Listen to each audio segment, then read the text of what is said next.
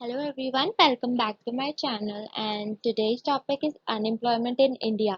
Especially जो हमारा कोविड-19 pandemic का लॉकडाउन था उसमें हमारे अनएम्प्लॉयमेंट रेट कितना बढ़ा, हमारी इकोनॉमी को कितना लॉस हुआ और अनएम्प्लॉयमेंट एक्चुअल में है क्या, इसके टाइप्स, इसके कॉजेज, इसका इम्पैक्ट और हम आगे क्या कर सकते हैं अनएम्प्लॉयमेंट रेट ताकि हमारी कंट्री में ना बढ़े, उनके कुछ सजेशंस इस वीडियो में है। Without wasting any time, let's get started and please subscribe my channel. Thank you. Centre for monitoring Indian economy ने अपनी रिपोर्ट में बताया कि जो अनएम्प्लॉयमेंट रेट है इंडिया में वो 3 मई 2020 तक आते आते 27.11% हो गया, जो कि 15 मई तक 15 मार्च तक 6.74% था, जिस जो कि अब तक का 45 इयर्स में सबसे वर्स्ट अनएम्प्लॉयमेंट रेट था। और कोविड-19 पैंडेमिक के दौरान ये 27.11% तक पहुंच गया, which is the worst condition for our economy. जिससे ये पता चलता है कि 27.11% जो यूथ है हमारी पूरी लेबर फोर्स में वो अनएम्प्लॉयड है और जॉब ढूंढ रही है। इसकी वजह से ये जो रेट है बढ़ा है, इसकी वजह से हमारी कंट्री को बहुत सारी चीज़ों में सफ़र करना पड़ेगा। जैसे पॉवर्टी रेट बढ़ जाएगा, लोग ज़्यादा से ज़्यादा जितनी यूथ है वो एमलेस हो गई है।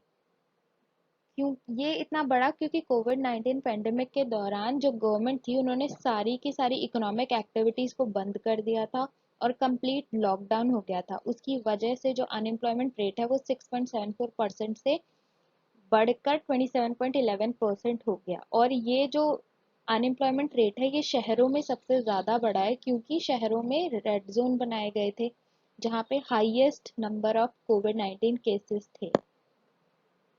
Recently centre for monitoring Indian economy ने एक डाटा रिलीज किया कि कितने लोगों ने नौकरी पाई और कितने लोगों की नौकरी चली गई कोविड-19 लॉकडाउन पीरियड के दौरान, जो कि अप्रैल और जुलाई के बीच में था।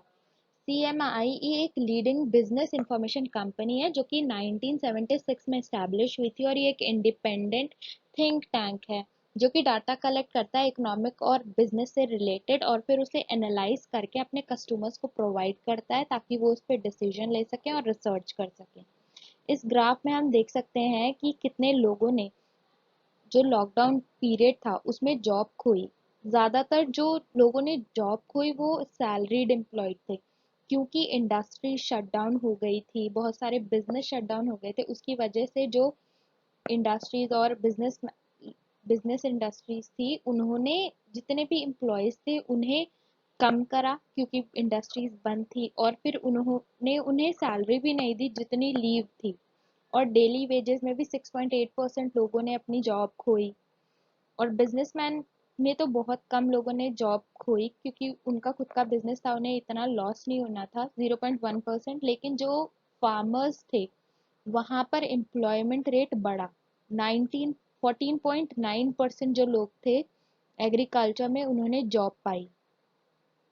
अगर हम स्टेट वाइज अनएम्प्लॉयमेंट रेट देखें तो उसमें पुडुचेरी साउथ इंडिया में सबसे ज़्यादा highest number of unemployment rate था, जो कि था 75.8%। उसके बाद तमिलनाडु 49.8%, बिहार में 46.6%, झारखंड 47.1% और महाराष्ट्र में 20.9%।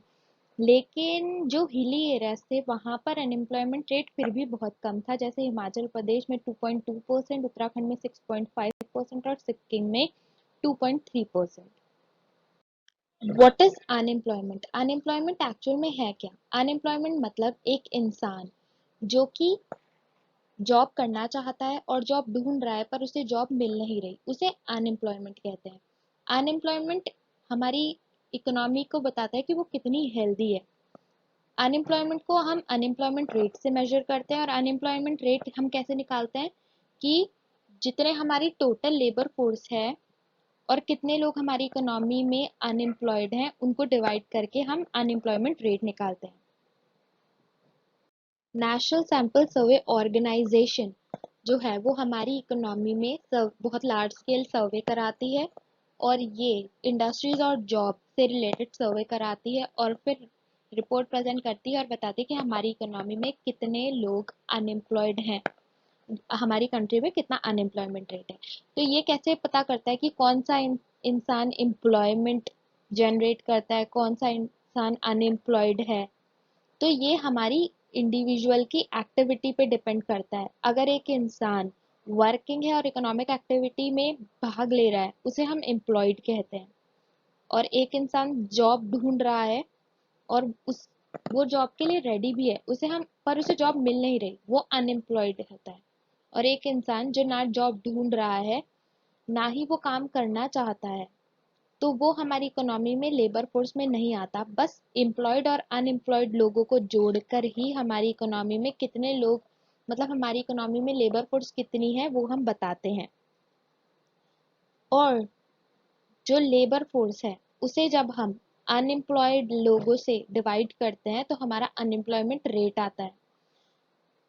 तो unemployment rate is equals to unemployed workers divided by total labour force into 100। तो हमारा उससे अनएम्प्लॉयड रेट आ जाएगा कि हमारी इकोनॉमी में टोटल लेबर फोर्स में कितनी परसेंट लोग हैं जो कि अनएम्प्लॉयड हैं।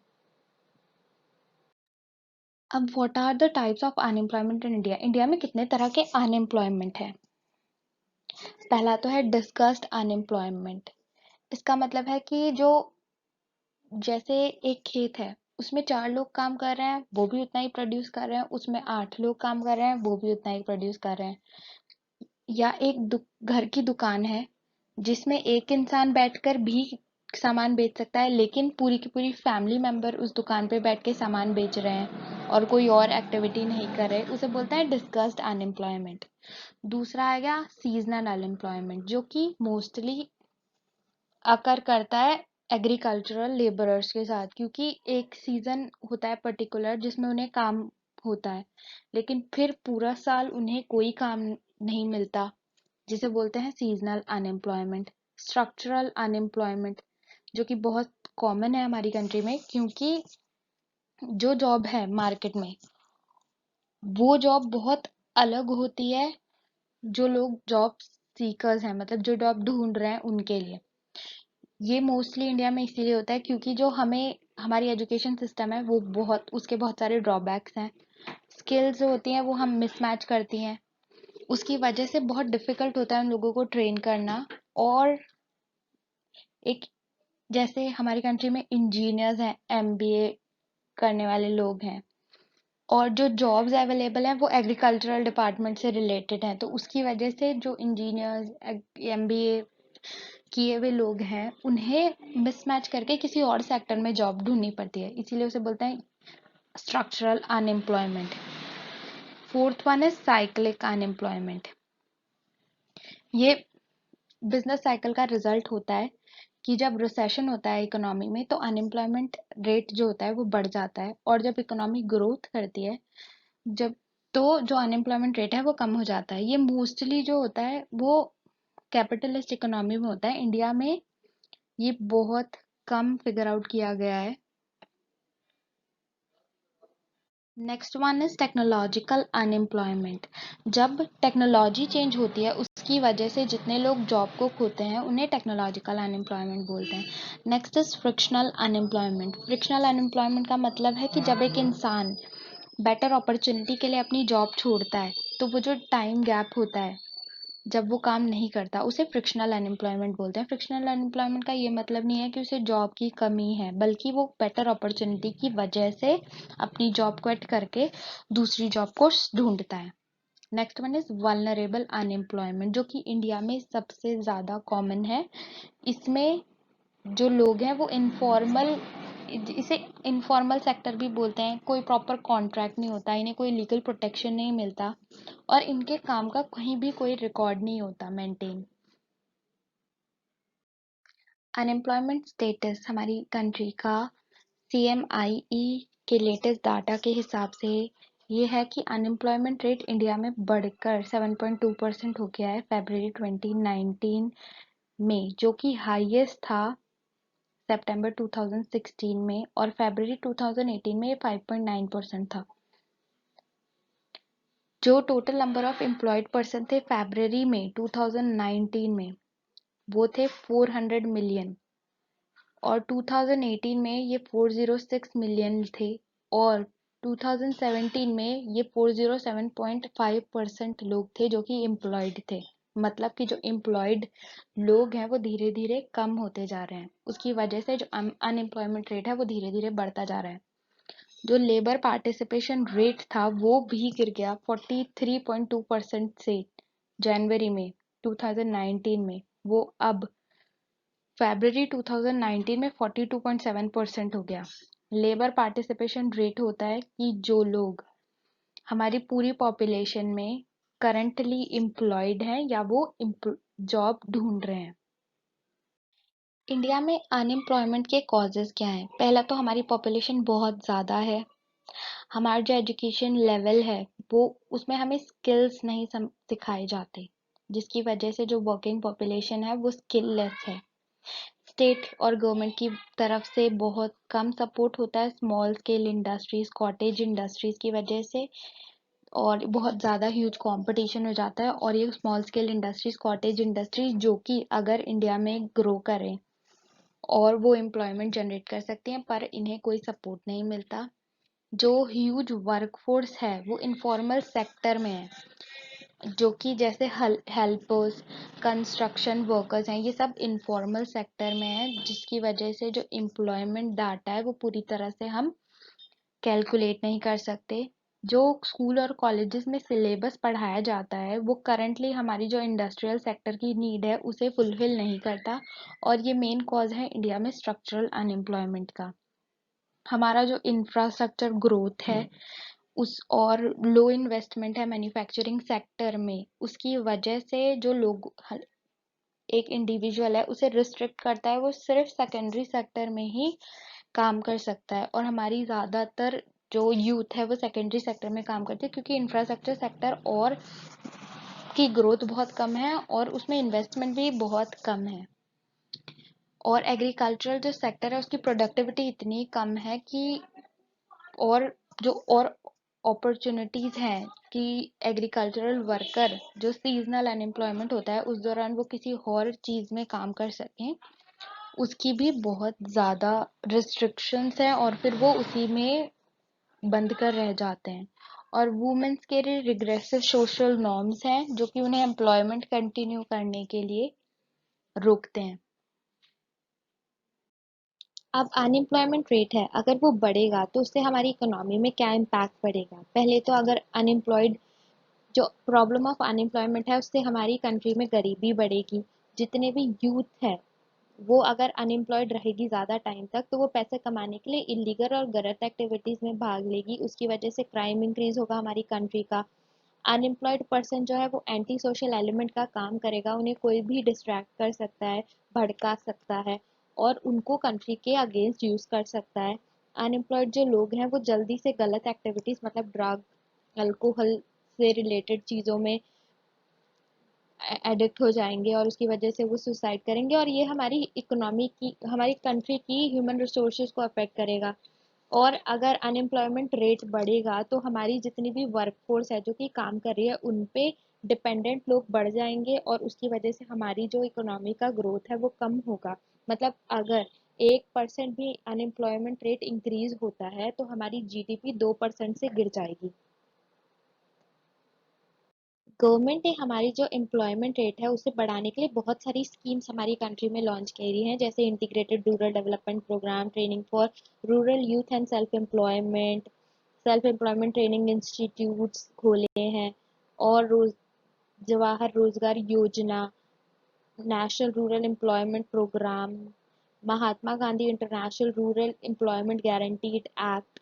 इस पे हम एक सेपरेट वीडियो बनाएंगे क्योंकि एक बहुत डिटेल में पढ़ने वाला टॉपिक है। और गवर्नमेंट ने बहुत सारी स्कीम्स लॉन्च करी हैं ताकि हमारी कंट्री में एम्प्लॉयमेंट बढ़े और जो हमारी इकोनॉमी में यूथ है उन्हें खुद से डिपेंडेंट होने का मौका मिले।